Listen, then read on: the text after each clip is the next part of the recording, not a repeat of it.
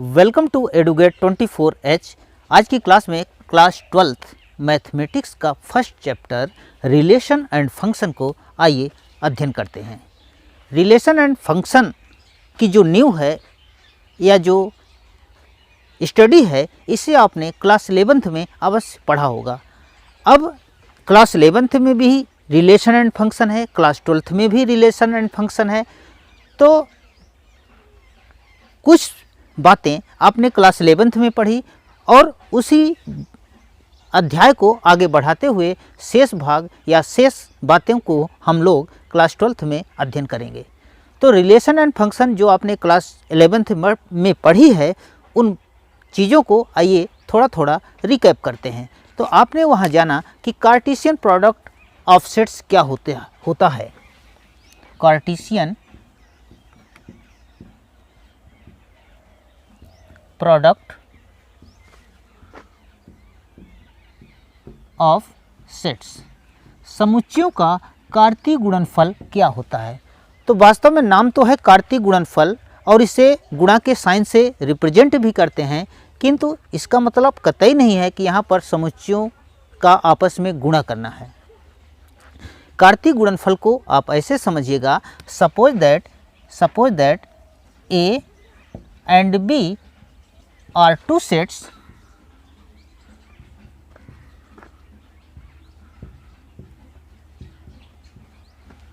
then Cartesian product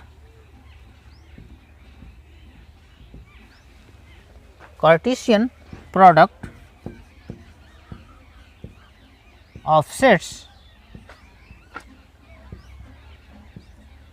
is called A cross B.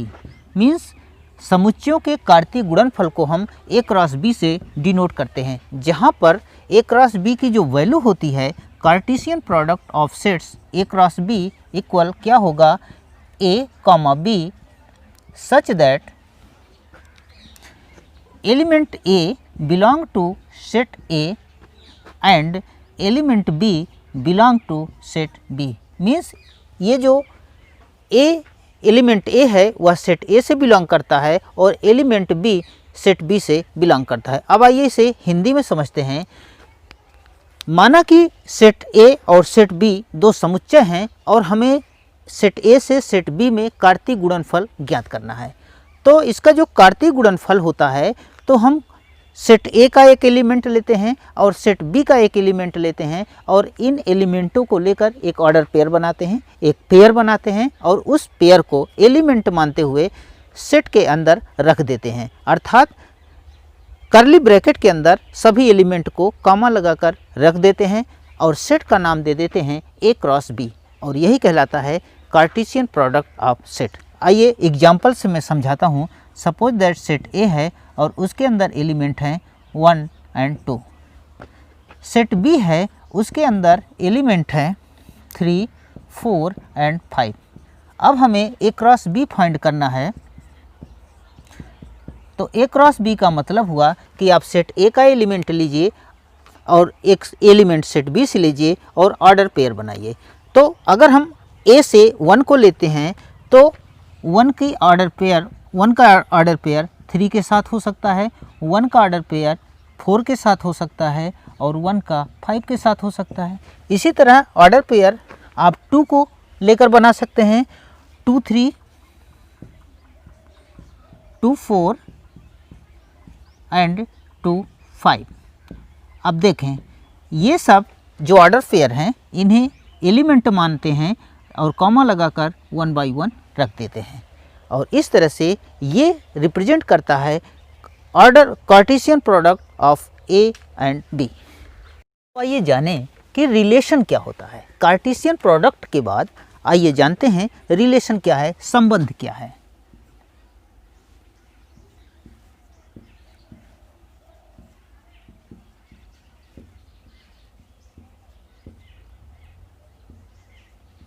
संबंध, if A and B are two sets and A cross B is a Cartesian product of A and B, then or called relation of A cross B if R is a subset of A cross B। ऐसे समझिएगा कि let A and B are two set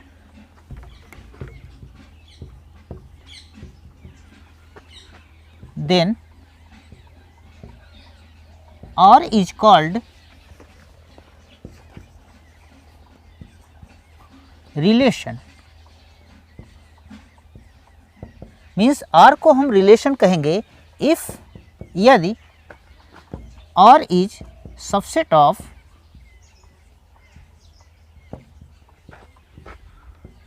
A cross B।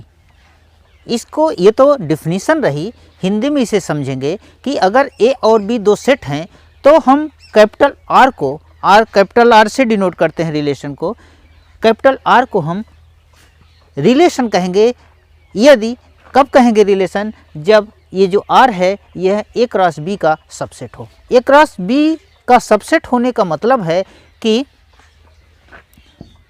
R is subset of A cross B। Means अगर हम एक Cartesian product बनाएं और उस Cartesian product से कुछ एलिमेंट लेकर हम उसे R के अंतर्गत रख दें तो R को हम रिलेशन कहेंगे। जैसे समझिएगा, सपोज दैट सेट A है और इसके एलिमेंट हैं 1 and 2, सेट B है, इसके अंदर एलिमेंट हैं 2, 3 and 4। अब A क्रॉस B अगर निकालें, A क्रॉस B, A और B का कार्टेशियन प्रोडक्ट करें तो क्या बनेगा, 1 2, 1 3, 1 4, इसी तरह से 2 2, 2 3 एंड 2 4। ये रहा कार्टेशियन प्रोडक्ट। अब देखें, अब हम इस कार्टेशियन प्रोडक्ट से कुछ एलिमेंट ले लें, मीन्स कुछ ऑर्डर पेयर निकाल लें। जैसे हमने निकाला, कुछ भी आप ले लीजिए, 1 3 ले लीजिए एक ऑर्डर पेयर, दूसरा ऑर्डर पेयर ले लीजिए 2 2 ले लीजिए।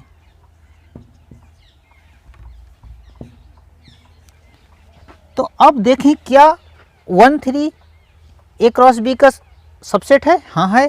2 2 भी A क्रॉस B का सबसेट है। मतलब क्योंकि सबसेट इसलिए है क्योंकि because of this elements are included in A cross B।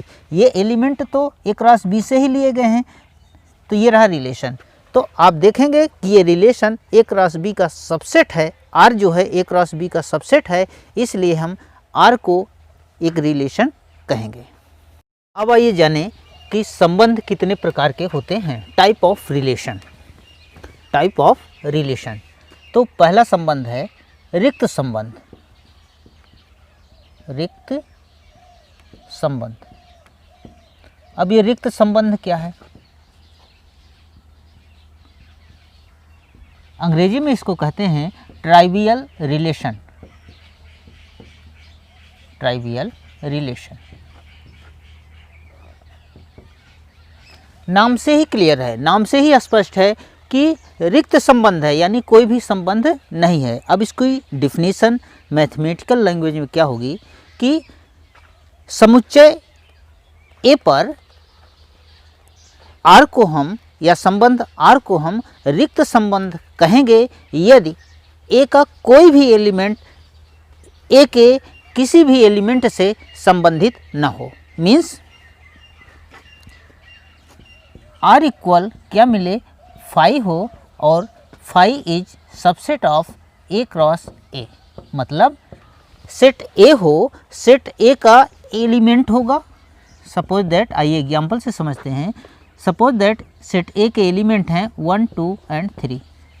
अब हम कहें कि सेट ए का सेट ए पर ही कार्टेशियन प्रोडक्ट निकालें और उस कार्टेशियन प्रोडक्ट से कुछ हम ऐसे ऑर्डर पेयर सेलेक्ट करें और सेलेक्ट करके एक रिलेशन बनाएं। और रिलेशन कैसा हो कि ऐसा रिलेशन लें कि सेट ए का कोई भी एलिमेंट सेट ए के एलिमेंट से कोई संबंध न रखता हो। जैसे समझिएगा, हमने कहा कि एक संबंध ऐसा है कि A, B belong to set A cross Cartesian product A cross A, where A, B belong to set A, और क्या कि जहाँ पर A प्लस B इक्वल 10। अब आप समझें, देखें आप, क्या सेट A में ऐसा कोई एलिमेंट मिलेगा या ऐसे कोई दो एलिमेंट होंगे जिनका सम 10 हो जाए? आप 1 2 लेंगे, जोड़ेंगे तब भी 10 नहीं होगा, 2 3 जोड़ेंगे तब भी 10 नहीं होगा। मीन्स A का कोई भी एलिमेंट ऐसा नहीं है जिसको इसी सेट के एलिमेंट के साथ जोड़ा जाए और 10 मिले। अर्थात ऐसा रिलेशन क्या है, एक नल सेट देगा, कोई भी एलिमेंट इस रिलेशन में नहीं आएंगे। अर्थात जो रिलेशन होगा वो कैसा होगा, ट्राइवियल रिलेशन, मीन्स रिक्त संबंध। तो ऐसे संबंध को हम कहते हैं रिक्त संबंध। नेक्स्ट, अब आइए नेक्स्ट टाइप क्या है कि सार्वत्रिक संबंध। सार्वत्रिक संबंध। अब सार्वत्रिक संबंध क्या है? यहाँ भी इसका नाम भी, इसे भी ट्राइवियल रिलेशन ही कहते हैं।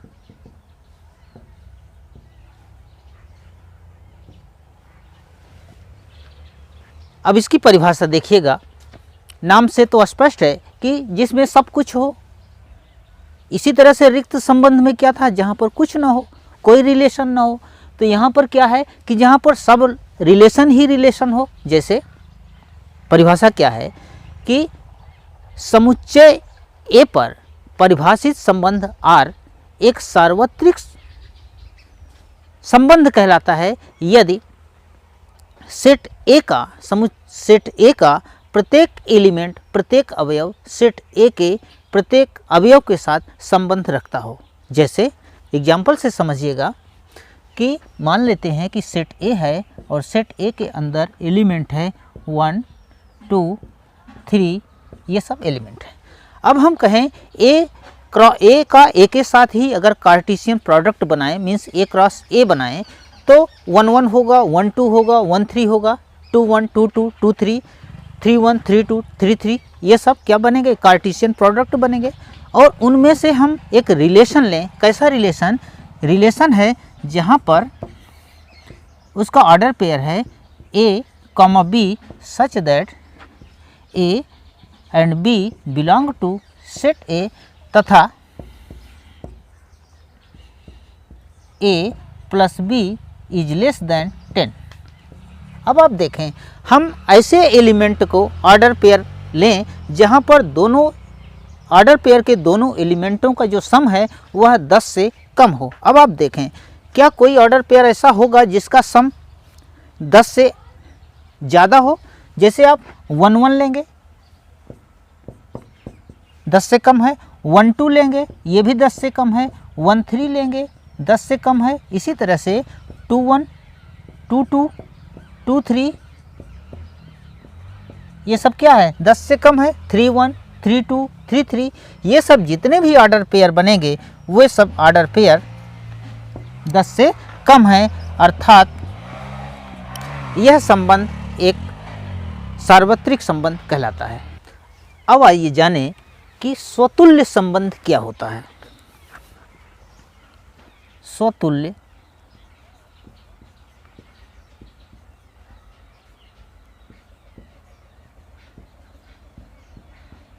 संबंध क्या है? स्वतुल्य संबंध को कहते हैं रिफ्लेक्सिव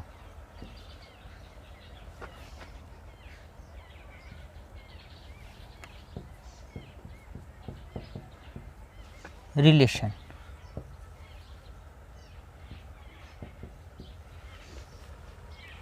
ये भी नाम से क्लियर है, जैसे आपका रिक्त संबंध, सार्वत्रिक संबंध, इसी तरह से स्वतुल्य या रिफ्लेक्सिव। रिफ्लेक्सिव शब्द रिफ्लेक्शन से है, मीन्स जैसे किसी की इमेज क्या होती है, हूबहू सेम जैसा व्यक्ति है उसी तरह उसकी इमेज है। अब इसे गणितीय भाषा में क्या समझेंगे कि let A is a set and relation is on A cross A। एक सेट A है और एक रिलेशन है A क्रॉस A पर, अर्थात जो रिलेशन है वह A क्रॉस A का सबसेट है। अब वह रिलेशन कैसा होना चाहिए? वेयर R बराबर रिलेशन R बराबर A comma A such that every A belong to set A।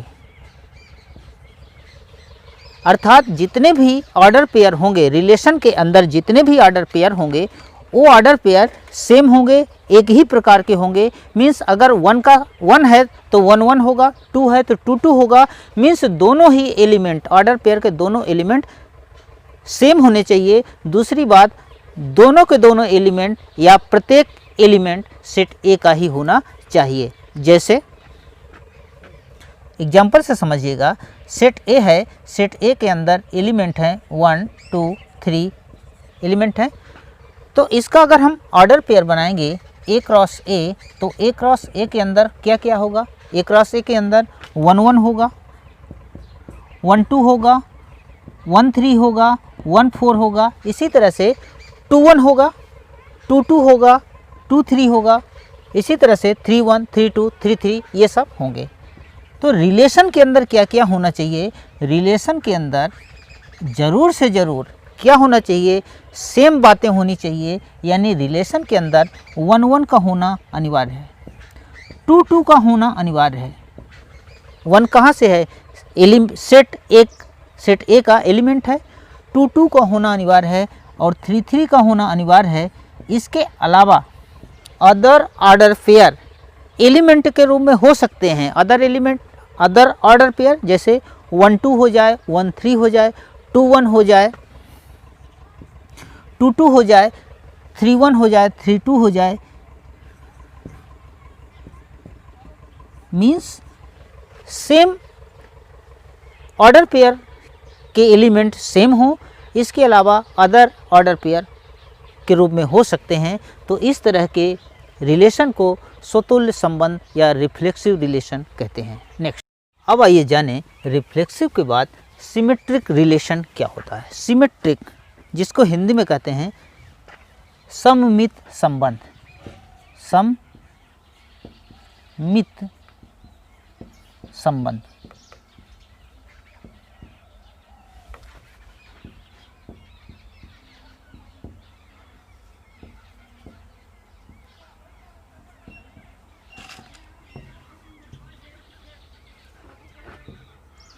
सममित संबंध क्या है? सम माने बराबर, मित मीन्स बराबर माप का। दायां जहां जितना है उतना बाएं हो, जितना बाएं है उतना दाएं हो। जैसे अब इसकी डिफिनीशन समझिए। If let A be a set, अगर ए कोई सेट है, then R is a relation, तो R को हम एक रिलेशन कहेंगे, संबंध कहेंगे। इफ, यदि रिलेशन कैसा होना चाहिए? R equal A comma B implies B comma A such that A comma B belong to set A। अर्थात अगर A कोई सेट है, सेट A का सेट A के साथ कार्टेशियन प्रोडक्ट बनाया जाए, तो हम उस कार्टेशियन प्रोडक्ट में से कुछ ऐसे ऑर्डर पेयर को सिलेक्ट करें जहां पर ए बी हो तो उसका बी ए भी मिलना चाहिए। मीन्स ऑर्डर पेयर का उल्टा भी मिलना चाहिए। जैसे अगर ऑर्डर पेयर में 2 3 है, ऑर्डर पेयर में अगर 2 3 है तो उसी में 3 2 भी होना चाहिए।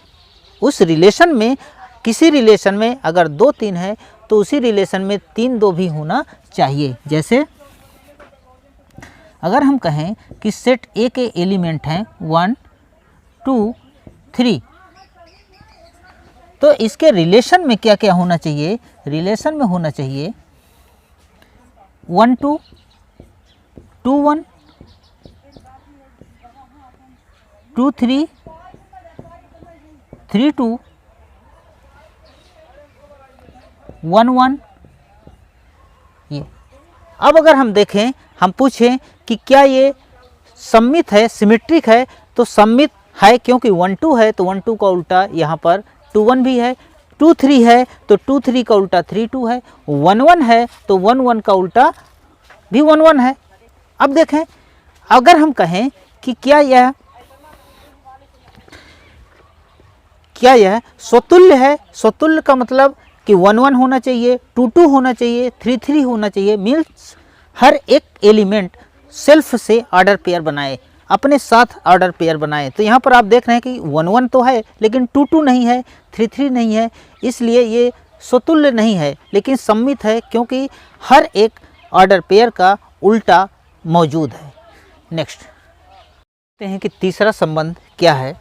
स्वतुल्य संबंध, सममित संबंध के बाद आइए देखें संक्रमक संबंध क्या होता है।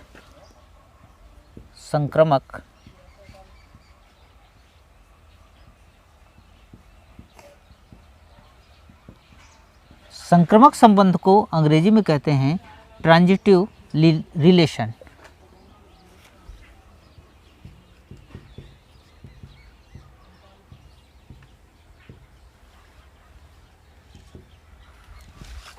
देखें, समझिएगा, let A is a set and a relation define on A cross A. एक सेट ए है और ए से, ए में ही एक Cartesian product A cross A है और कार्टेशियन प्रोडक्ट से एक रिलेशन आर है। Let A be a set, एक समुच्चय है, देन आर कॉल्ड रिलेशन, और कॉल्ड रिलेशन इफ आर को हम रिलेशन कहेंगे। कैसा रिलेशन कहेंगे? Transitive relation, means transitive relation कहेंगे, transitive relation. If and only if a comma b belong to R, a और बी रिलेशन आर में है, and b comma C belong to R, then implies that, अगर ये दोनों बातें हैं, A B relation R में है, बी और सी रिलेशन आर में है, तो ए कॉमा सी अवश्य रिलेशन आर में होना चाहिए। समझिएगा, ए कॉमा बी अगर रिलेशन आर में है, B comma C relation R में है, तो A comma C relation R में होना चाहिए। मीन्स जहाँ से पहले ऑर्डर पेयर की एंडिंग होती है, एंड कहाँ से हो रहा है? बी से हो रहा है, वो इसी बी से सेकेंड ऑर्डर पेयर की स्टार्टिंग होनी चाहिए। ए बी, बी सी, तो ज़रूर से ज़रूर ए कॉमा सी अवश्य उस रिलेशन में होना चाहिए। अब आइए एग्जाम्पल से आपको दिखाते हैं कि अगर R बराबर दिया हो रिलेशन 1, 2, 2, 3, तो अवश्य 1, 3 उस रिलेशन में होना चाहिए। अर्थात ये रिलेशन एक संक्रमक रिलेशन या ट्रांजिटिव रिलेशन कहलाएगा। एक बात और ध्यान देने की है, एक ऐसा रिलेशन जिसमें ए बी तो है, एक ऐसा रिलेशन जिसके अंदर ए बी तो है किंतु BC नहीं है, ऐसे भी रिलेशन को हम ट्रांजिटिव रिलेशन कहेंगे। AB तो है, BC नहीं है। सपोज दैट AB के स्थान पर अगर हम कहें कि 1 2 है, अब इसके बाद 2 3 नहीं है, इसके बावजूद भी ऐसा रिलेशन एक ट्रांजिटिव रिलेशन कहलाएगा। Reflexive, symmetric and transitive relation के बाद आइए जानते हैं इक्विवेलेंस रिलेशन क्या होता है।